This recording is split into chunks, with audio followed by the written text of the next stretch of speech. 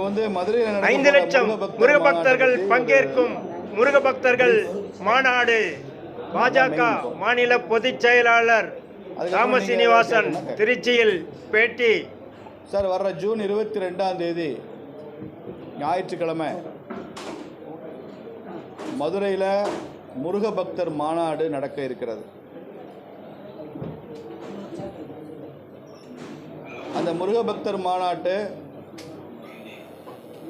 RSS இயக்கத்தின் வழிகாட்டுதலின்படி ஆர்எஸ்எஸ்னுடைய குடும்ப இயக்கங்கள், பரிவார் இயக்கங்கள் என்று சொல்லுவோம், அதை சார்ந்த இந்து முன்னணி, விஸ்வ இந்து பரிஷத்து, பிஜேபி, வித்யார்த்தி பரிஷத், மஸ்தூர் சங், கிசான் சங், இப்படி பல்வேறு அமைப்புகள் அனைவருமே சேர்ந்து நடத்துகிற ஒரு மாநாடு. அந்த மாநாட்டை ஹிந்து முன்னணி அவங்க பேரில் அது நடக்குது. இந்து முன்னணி நடத்துது. இந்து முன்னணி நடத்துகிற இந்த மாநாட்டுக்கு இது ஆர்எஸ்எஸ்னுடைய இயக்கங்கள் எல்லாமே உறுதுணையாக இருந்து பரிவார் இயக்கங்கள் பணிபுரிகின்றன. மதுரையில் ரிங் ரோட்டில் ஜெயலலிதா அம்மையார் 2011 ஆட்சி மாற்றத்திற்கு அடிவகுத்த அந்த அம்மா திடல் அப்படிங்கிற இடத்துல தான் இது நடக்குது. ஒரு பெரிய புரட்சி செஞ்சாங்க ஜெயலலிதா அம்மையார். 5 லட்சம் முருக பக்தர்களுக்கு மேலே கலந்து கொள்வாங்க அப்படின்னு எதிர்பார்க்குறோம். தமிழ்நாட்டில் முழுக்க இருந்து முருக பக்தர்கள் இதில் கலந்து கொள்வதற்கு ஏற்பாடு இருக்கு. மாநாடு நடப்பதற்கு ஒரு வாரம் முன்பதாகவே அங்கே 6 படைவீரர்களுடைய கண்காட்சி அங்கே அமைக்கப்படும். எப்படி பழனியில் முருகன் இருப்பாரோ அதே மாதிரி ஒரு கண்காட்சி. திருச்செந்தூர் முருகன், திருத்தணி முருகன், பழமுதிர்ச்சோலை முருகன், திருப்பரங்குன்றம் முருகன், சுவாமிமலை முருகன் 6 படை வீட்டுக்கும் கண்காட்சி ஏற்பாடாக இருக்கு. இப்போ பூமி பூஜை போன 28ஆம் தேதி முடிந்து இப்போது பிரம்மாண்டமாக பந்தல் அமைக்கும் பணிகள் நடந்து கொண்டிருக்கு. மேடை பந்தல்லாம் அமைக்கிற பணிகள் நடந்து கொண்டிருக்கு. இதனுடைய நோக்கம் என்ன இந்த மாநாட்டுக்குன்னா, இதில் பெரிய அரசியல் நோக்கம் இல்லை. இதை பார்ப்பவர்கள் அரசியலாக இதை எடுத்துக்கொண்டால் அதில் எங்களுக்கு ஆட்சேபனையும் இல்லை. இதை நடத்துகிற நோக்கம் இந்து சமுதாயத்தை ஒற்றுமைப்படுத்தணும்.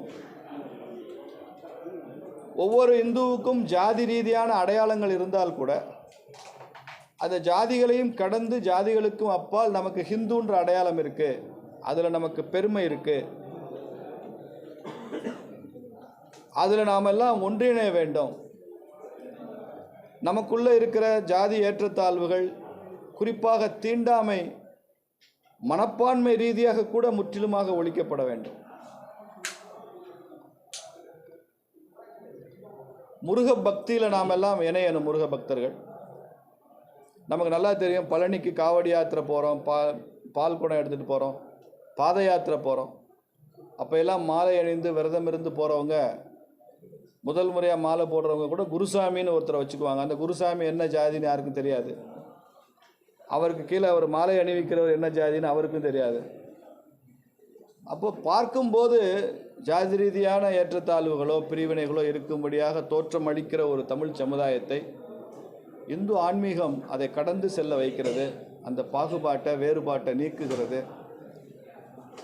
இதையெல்லாம் அந்த முருக பக்தர் மாநாடு இன்னும் மேலும் அடுத்த லெவலுக்கு அதை கொண்டு போகிறதுக்கான முயற்சி தான் இது. ஒரு புதிய முயற்சியாக 5 லட்சம் பேரும் ஒரே சமயத்தில் கடைசியாக நிகழ்ச்சி முடியும் போது, மாநாடு முடியும் போது ஒரு 20 நிமிடம் கந்த சஷ்டி சொல்கிறோம். ஒரே குரலில் 5 லட்சம் பேரும். அநேகமாக இது கின்னஸினுடைய பெரிய சாதனையாக அமையும், அல்லது லிம்கா சாதனையாக அமையும். 5 லட்சம் பேர் ஒரு இடத்துல நின்று கந்த சஷ்டி சொல்வது, லீட் அண்ட் ஃபாலோ மெத்தடில். ஒலிபெருக்கியில் கந்த சஷ்டி அப்படியே வந்துகிட்டே இருக்கும். இவங்களும் அதை ஒட்டி சொல்லிட்டு இருப்பாங்க. ஆனால் வர்றவங்கெல்லாம் முருக பக்தர்கள்ங்கிறதுனால கந்த சஷ்டினா என்னன்னு தெரியாதவங்களோ அது பாடத் தெரியாதவங்களோ அந்த 5 லட்சம் பேர் யாருமே இருக்க மாட்டாங்க. எல்லாருக்கும் தெரியும் கந்த சஷ்டிங்கிறது. It is household song to இந்திய தமிழகத்தை பொறுத்தவரைக்கும். இந்த மாநாட்டினுடைய அட்ராக்ஷன், ஆந்திராவினுடைய துணை முதல்வர் பவன் கல்யாண் அவர்கள் அதில் கலந்து கொள்கிறார். உத்தரப்பிரதேசத்தினுடைய முதலமைச்சர் ஐயா யோகி ஆதித்யநாத் அவர்கள் இதில் கலந்து கொள்கிறார். இப்படி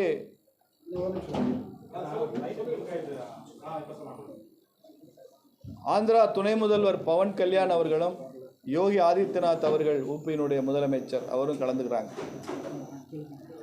அது கூடுதல் சிறப்பு.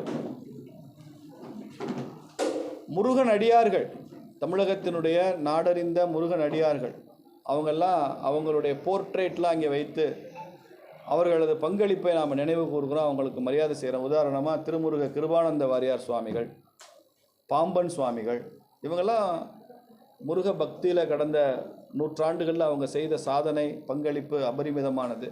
அதெல்லாம் நினைவு கூறுகிறோம். நிறைய சன்னிதானங்கள், ஆதீனங்கள், மடாதிபதிகள், குருமார்கள் அவங்கெல்லாம் கலந்துக்கிறாங்க. பெண்கள், குழந்தைகள், இளைஞர்கள் கலந்துக்கிறாங்க. நிகழ்ச்சியை எப்படி அமையும்னா, தொடர்ந்து சொற்பொழிவாக மாத்திரமே இல்லாமல் ஒரு கலை நிகழ்ச்சி, ஒரு சொற்பொழிவு, ஒரு கலை நிகழ்ச்சி, ஒரு சொற்பொழிவு. கலை நிகழ்ச்சிங்கிறது ஒரு ஆன்மீகம் சார்ந்த நிகழ்ச்சியாக அந்த முருக பக்தர்களுக்கு உற்சாகம் கொடுக்கக்கூடியதாக இருக்கும். அந்த மாதிரி தான் நிகழ்ச்சி ஏற்பாடாகிருக்கு. சரியாக 4 மணி நேரம் தான் மாநாடு. 4 மணிக்கு ஆரம்பித்து 8 மணிக்கு முடிஞ்சிடும். காவல்துறைக்கு முறையாக அனுமதி கடிதம் கொடுத்துருக்குறோம். தமிழக அரசுக்கு முறையாக அனுமதி கேட்டு என்னெல்லாம் செய்யணுமோ செஞ்சுருக்கோம். தமிழக அரசு இதை முழுமையாக அனுமதிக்கணும். இப்போது ஆட்சியில் இருக்கிற தமிழக அரசு என்ன விதமான மனப்போக்கை கொண்டது நமக்கு தெரியும். என்னதான் மன வேறுபாடுகள், மனமாச்சரியங்கள் இருந்தாலும் திமுக அரசாங்கம் இதை முழுமையாக அனுமதிக்கணும். ஏன்னா முருக பக்தி என்பது அவங்களே முருகன் மாநாடு நடத்தியிருக்காங்க. திமுக தரப்பில், அரசாங்க தரப்பில் கூட சென்ற ஆண்டு முருக மாநாடு நடத்தியிருக்காங்க.